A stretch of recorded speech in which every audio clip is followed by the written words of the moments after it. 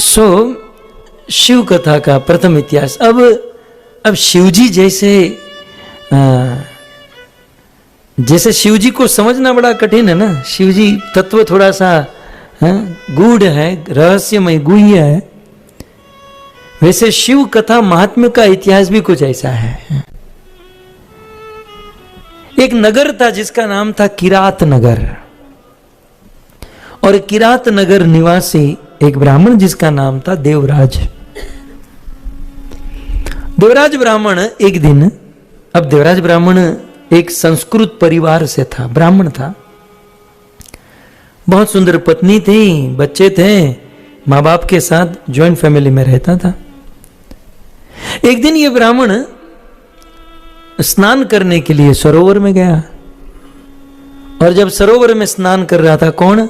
देवराज ब्राह्मण देवराज जब सरोवर में स्नान कर रहा था, तो स्नान करते करते निकट उसी सरोवर में स्नान करते हुए एक नृत्यांगना, एक नर्तकी, जिसे लोक भाषा में वेश्या कहते हैं, उसे इन्होंने देखा। अब इस देवराज ब्राह्मण की नजर उस स्त्री के ऊपर गई, स्त्री की नजर इस पर गई। किसी भी प्रकार की दुर्गति जो है ना, आंखों से शुरू होती है। इसने वहां ध्यान दिया, उसने यहां दिया, एक दिन, दूसरा दिन, तीसरा दिन, और उस स्त्री को वो बहुत देखा और देखकर उसका ध्यान करने लगा। और फिर गीता में कृष्ण कहते हैं, ध्यायते विषयान पुंस। किसी भी विषयों का आप ज्यादा ध्यान करोगे तो संगस्ते शुपजाए, तो फिर उसका संग करने की इच्छा होगी। आप अभी सितंबर आ रहा है ना, अभी आईफोन 16 प्रो लॉन्च होगा। अब उसका बहुत आप देखोगे ना रील में, तो फिर इच्छा हो जाएगी, चलो ले लेते हैं। बहुत अच्छे से चल रहा होता है 15 वाला, लेकिन ध्यायते विषयान पुंस, आप उसको ज्यादा ध्यान करते रहो और आप बहुत ऐड देखते रहे, तो आपको एक ऐसा हो जाएगा कि इसके बिना तो अब मेरा जीवन ही खत्म है। आपको सभी चारों ओर वही के वही दिखाई देगा, चारों ओर वही है। सो जिस वस्तु का आप ध्यान करते हो, पहले तो ध्यान कब करोगे? जब उसको देखोगे। आंखों से देखा, उसको दिमाग में, अब जो आंखों से देखा है ना, उसको आंखों से ही खत्म कर दो, वहीं से ही स्टॉप कर दो। लेकिन बुरी चीज जो है ना, हम उसे बहुत अंदर लेने लगते हैं। फिर आंखों से देखा, वो दिमाग में गया, मन से फिर हृदय में आ गया, और फिर इसने डिसीजन ले लिया। वो वेश्या उस नृत्यांगना के साथ रहने लगा।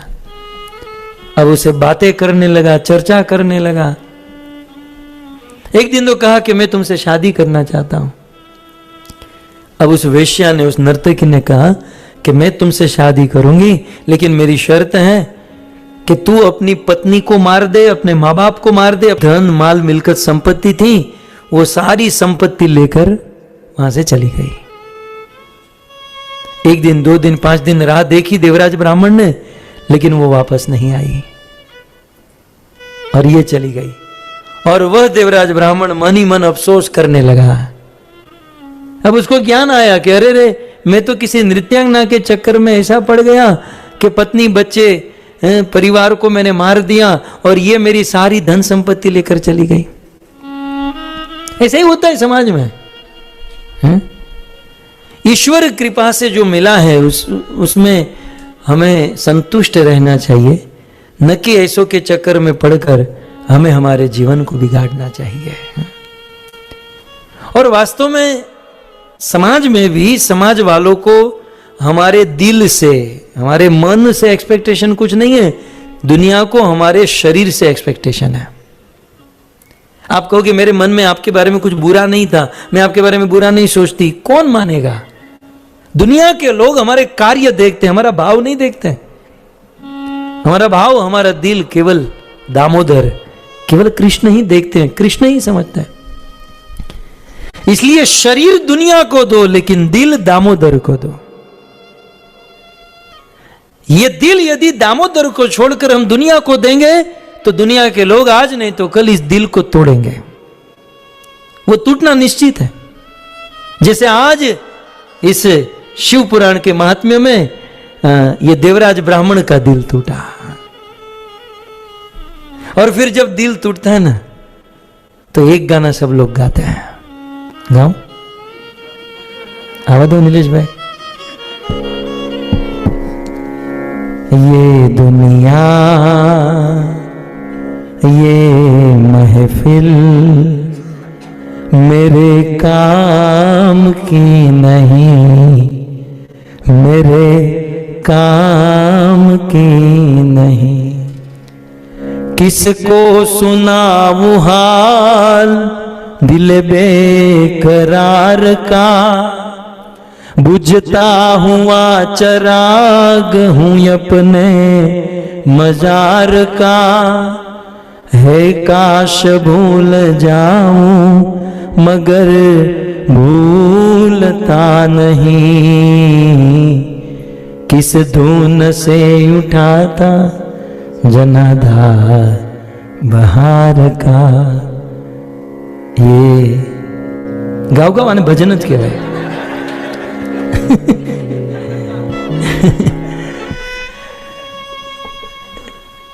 दिल प्रभु को न देकर दुनिया वालों को देंगे तो फिर फक्कड़ बनकर घूमना पड़ेगा। राजा भर्तहरि अपनी रानी पिंगला को कितना प्रेम करते थे। उस साधु ने अमर फल दिया, खुद न खाकर पत्नी को दिया, लेकिन पत्नी किसी और से प्रेम करती थी। घोड़े की रखवाली वो किसी और से करता था। घूम फिर कर वह फल राजा के पास आया, तब पता चला कि जीवन में मैं सबसे ज्यादा प्रेम जिससे करता था वो तो किसी और को चाहती है। और उसी समय राजा भर्तहरि अपने लाखों लाख दास दासी नौकर चाकर राज रजवाड़े सब कुछ छोड़कर भगवा धारण करके वन में निकल गए। सो इस प्रकार से इतिहास है हमारे देश के। देवराज ब्राह्मण क्या करे, अब तो कोई धन संपत्ति भी नहीं है, परिवार तो मार ही दिया, और ये वेश्या छोड़कर चली गई और ये दर दर भटकता रहा। और ये देवराज ब्राह्मण भटकते, ये सब श्लोकों में लिखा है वेदव्यास जी ने। शिव पुराण के महात्म्य में श्लोकों में ये सारी कथा है, मैं लोक भाषा में आपको सुना रहा हूं। सो वह देवराज वो गीत श्लोक में नहीं है, ये दुनिया ये महफिल, वो मत गोतना आप हैं। आप सोचोगे ये गीत भी उसमें, वो तो दो तीन लोग सो रहे थे तो मैं सोचा जगा दूं गीत गाकर।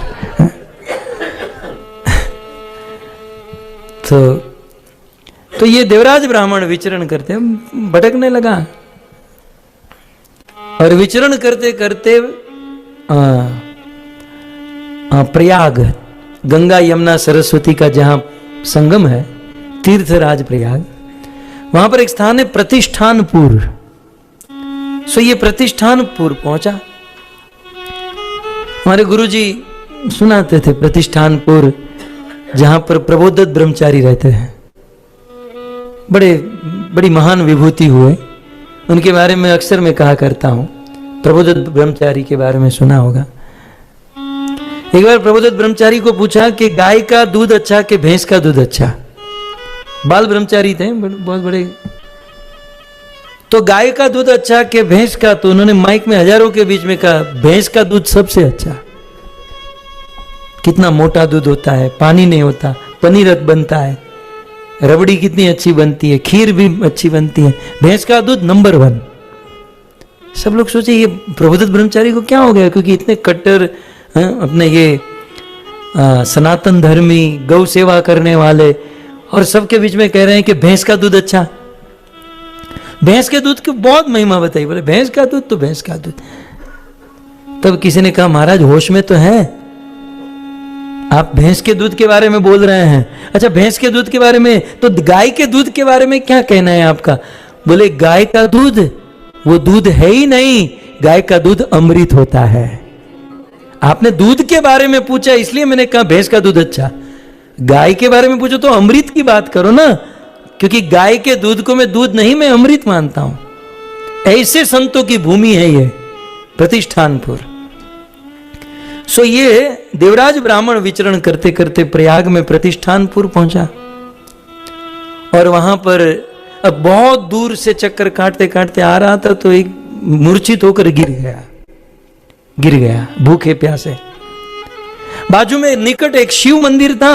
अब भारत में तो आपने देखा है मंदिरों के आगे भिक्षुक बैठे होते हैं, सेवा करने का मौका मिलता है हमें। तो उन भिक्षुक के बगल में जाकर बैठ गया। कोई पैसा देता है, कोई भोजन देता है, कोई नहीं देता, वहां बैठा। लेकिन उस समय श्रावण मास चल रहा था और उस शिव मंदिर में शिव कथा चल रही थी। और शिव कथा 7 दिन 9 दिन 11 दिन नहीं, 1 महीने के लिए शिव कथा चल रही थी। तो ये बाहर बैठा था कुछ भोजन पानी के लिए, लेकिन अंदर महाराज जी शिव कथा सुना रहे थे। और भारत में बड़े बड़े स्पीकर लगे हुए होते हैं बाहर भी। तो वहां से इसके कान में शिव कथा गई और लगातार 1 महीने तक ये शिव कथा सुना। और बीच बीच में महाराज जी कीर्तन भी कराते थे, नमः शिवाय का। सो ये कीर्तन भी करता था। कथा समाप्त हुई और कुछ दिन के बाद इसकी मृत्यु हो गई। श्री वेदव्यास जी इस शिव पुराण के महात्म्य में लिखते हैं, अब इसने कोई पुण्य तो किया नहीं था, कितने बड़े बड़े पाप किए थे, माँ बाप को मारना, पत्नी बच्चों को मारना, वेश्यागमन करना। तो ये सीधा मरने के बाद नरक में गया। और यमराज ने अपने दूतों को कहकर ही रखा है कि जो इस प्रकार का पाप करता है उसे मारना है, पीटना है, दंड देना है। वो सारी कलम में वहां फिक्स है। तो यमराज के दूत इस देवराज ब्राह्मण को जैसे ही दंड देने लगे, मारने लगे, ऐसा वर्णन है महात्म्य में कि उसी समय शिव जी के गण वहां पर प्रकट हो गए और यमराज के दूत को रोक दिया। बोले आप इसे नहीं मार सकते, चले जाओ यहां से। बोले हम हमारे इंटरेस्ट से इसे नहीं मारते, हमारे स्वामी यमराज ने हमको कहा इसलिए हम इसको मार रहे हैं। जाओ तुम्हारे स्वामी को लेकर आओ। यमराज के दूत गए और यमराज जी को लेकर आए। यमराज जी आए, देखा शिव जी के गण शिव जी जैसे ही दिखाई दे रहे थे। यमराज जी ने उनको प्रणाम किया। यमराज जी किसको प्रणाम कर रहे हैं? शिव जी के गण को। यहां पर टेक्निकल हमें समझना होगा, यमराज जी कौन? यमराज जी मृत्यु के देवता है, राइट? और शिव जी महामृत्युंजय के देवता, महाकाल, राइट? वो काल के देवता। तो यमराज और शिव जी में क्या अंतर है? दोनों मृत्यु के देवता। इतना ही अंतर सीधी भाषा में कि यमराज जी रिटेल व्यापारी है, 1-2 को उठाने वाले, शिव जी होलसेल के व्यापारी हैं। सीधा इतना अंतर। दोनों मृत्यु के देवता हैं। ये 1-1 2-2 को उठाते हैं। शिव जी जैसे मोबाइल हम फैक्ट्री रीसेट नहीं मारते, पूरी धरती को उठा लेते हैं, पूरा ब्रह्मांड का ब्रह्मांड उठा लेते हैं। इसलिए शिव जी महामृत्यु के देवता। यमराज मृत्यु के देवता, शिव जी महामृत्यु के देवता। और कृष्ण भगवद गीता में क्या कहे? कालोस्मि। कृष्ण स्वयं काल है, स्वयं काल। लोक क्षय कृतम प्रवुत्तम, जो सबका क्षय कर देते हैं। सो इस प्रकार कृष्ण के आदेश इच्छा से शिव जी महामृत्यु महाप्रलय करते हैं और यमराज जी प्रलय करते हैं। सो ये कैटेगरी है, राइट? तो यमराज से ऊपर आते हैं शिव जी और उसके ऊपर आते हैं कृष्ण। इसलिए यमराज ने शिव जी के गणों को प्रणाम किया, इन्होंने भी प्रणाम किया। बोले आप यहां पर क्यों? ये बहुत बड़ा पापी है, जीवन भर इसने पाप किया है। तब शिव जी के गणों ने कहा कि निश्चित जीवन भर इस देवराज ब्राह्मण ने पाप किया है, लेकिन जीवन के अंतिम समय में इन्होंने शिव कथा सुनी है।